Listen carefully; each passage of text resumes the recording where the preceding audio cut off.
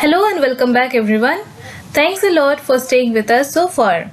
By now, we have discussed about what the crowdfunding is, why it is important, and what are the motivations behind doing crowdfunding, who are the crowd, that is the crowd design in crowdfunding platforms. Today, we will be solely discussing about crowdfunding platforms, how they work, and follow it up with some discussion cases of crowdfunding platforms. So stay tuned. So that the video does not become too long, we decided to split the discussion into two parts. This video constitutes the first part where we will be discussing how the crowdfunding platforms work. In a follow-up video, we will be discussing the part 2 in which we will talk about the crowdfunding platforms that we have chosen for this discussion. Between the fundraisers and the donors, crowdfunding platforms act as intermediary. Broadly, these crowdfunding platforms can be classified into traditional forms like newspapers, social media like Facebook, Twitter, etc., or designated online platforms like Kickstarter, Keto, Milap, etc. The traditional method of crowdfunding comes up with some issues.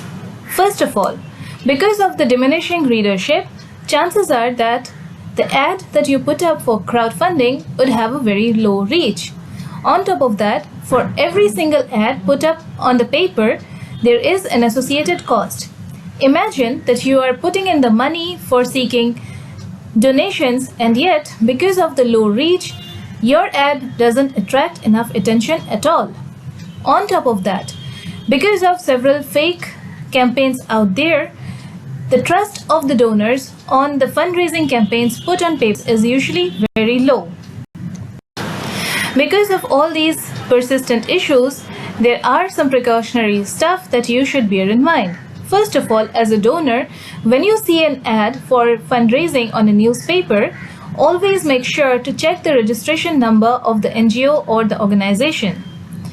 In addition, verify the address or additional details. Say for example, the NGO put up a bank account detail. Before you actually donate your money to that bank account, make sure to call the bank and check if the organization is indeed legit and does exist. In addition, if there are other UPI payment links like Google Pay given there, without doing fact verification, please do not send any money. There is one more point here. Any legit organization provides the donors with a tax exemption certificate. This is to attract the donors to donate to their campaign. Any legit organization will definitely carry this receipts. For example, in India, under Section 80G of income tax, if a donor makes a donation to non-profit, then if they can produce a certificate, they can have full or partial tax exemption. Make sure that you check for such receipts with the non-profit organization before making a donation. Social media platforms like Facebook, Twitter, Instagram, etc. are also popular platforms for crowdfunding. A few points here is that before one posts their campaign on a social media platform, one needs to have prior network. Otherwise, the reach would be very less. In addition, in case one wants to target people outside their network, then one has to pay the advertising fee which is charged by social media. In addition, even in social media, just like the traditional media, there is a possibility of fake campaigns. A few precautionary points to keep in mind here are that in case you are reached by an ad on social media, before you consider donating money, you should always check the engagement of the post. In case the post is made by an account which is not very old and also has very few friends or has a very limited engagement done with the post in terms of like likes, comments, etc., beware.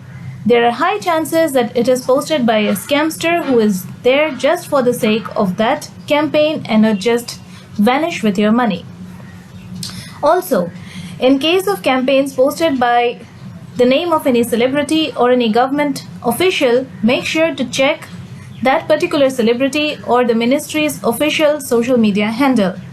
In case they are doing some kind of fundraiser, chances are very high that they would put up relevant information even in other places as well. Do not trust anything just because it is a trending hashtag or has a popularity quotient associated with it.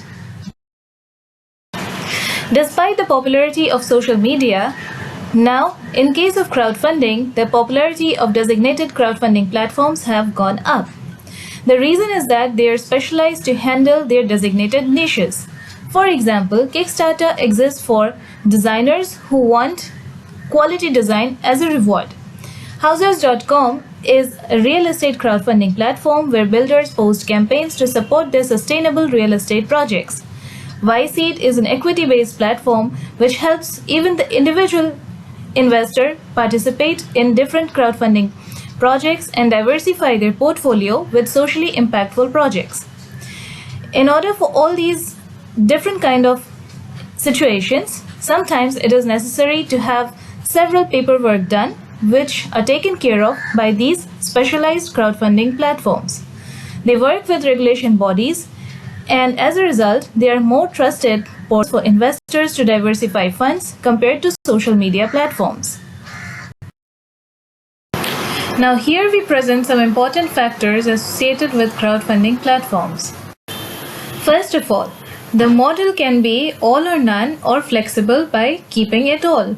Under all or nothing, unless a campaign reaches its fund target, it receives no fund at all. In the case of flexible mode or keep it all, until the goal date of the campaign, whatever amount it gathers up to that date, it gets to keep it all. In order to maintain their operations, crowdfunding platforms require some form of earning. They earn this money in the form of fees. However, many crowdfunding platforms, keeping in mind the necessity of the fundraisers, do not charge any posting fees. However, most of the crowdfunding platforms do not have an internal fund processing system. As a result, they collaborate with third-party payment processing portals. This is the reason why donors have to pay a payment processing fees. As a result, the fundraisers must bear in mind that they put up campaigns which are impactful enough or lucrative enough that the donors do not mind paying the processing fees. There is another factor one should be careful about. While posting campaign to these platforms might be free, when they try to withdraw the funds, the fundraising platform might deduct a certain percentage from the final amount. Say for example, a 5% withdrawal fees might be charged. As a result, the fundraisers must verify this information and set their campaign goal amount to such an extent that even if this fee is charged, they still have enough money to support their cause. In order to ensure credibility of the campaigns posted on these platforms, most of the platforms provide a verification service. Say for example, someone is posting a campaign to meet their medical expenses. Then the crowdfunding platform will definitely verify hospital bills, receipts, and other related documents. This is done to have a high donor trustworthiness on the campaigns of the portal. Crowdfunding platforms also maintain a database of different fundraisers, informing the donors about the past success case of them. In addition, in case of equity, royalty, and lending type crowdfunding, even the fundraisers are informed about the kind of investors who are interested in their projects.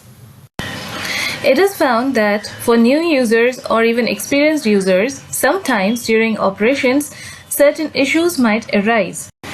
As a result, these crowdfunding platforms have an active customer service, and usually in many popular platforms, these customer service work 24/7.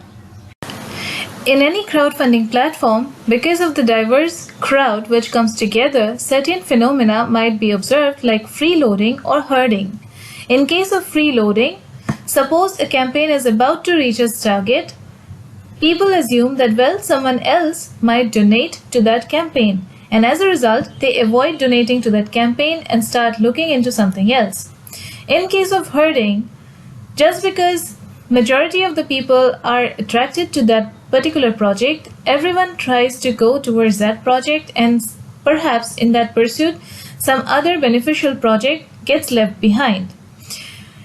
In order to avoid such circumstances and to give every single project a fair share of chance, and also to maximize the success of the different campaigns, crowdfunding platforms maintain a recommendation system in order to recommend suitable campaigns to the users. While the payment from the donors are managed by a third party, crowdfunding platforms do manage these funds which are collected. They have to either release the funds all at once or periodically, or in case the goal is not reached, then they have to refund it back to the donors. Crowdfunding platform does perform these activities as well. All the data which a crowdfunding platform collects goes into a very specific purpose of providing data-driven decision for its campaigns. Say for example, a builder in the real estate segment posts a campaign in a crowdfunding platform. Before the campaign goes live, the risk analytics team of the crowdfunding platform goes through not only the documents that the builder has submitted, but also the market reputation of the builder.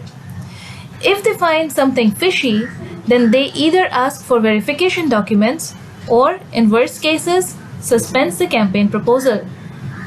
This is done to ensure that only real, credible campaigns are posted in the platform.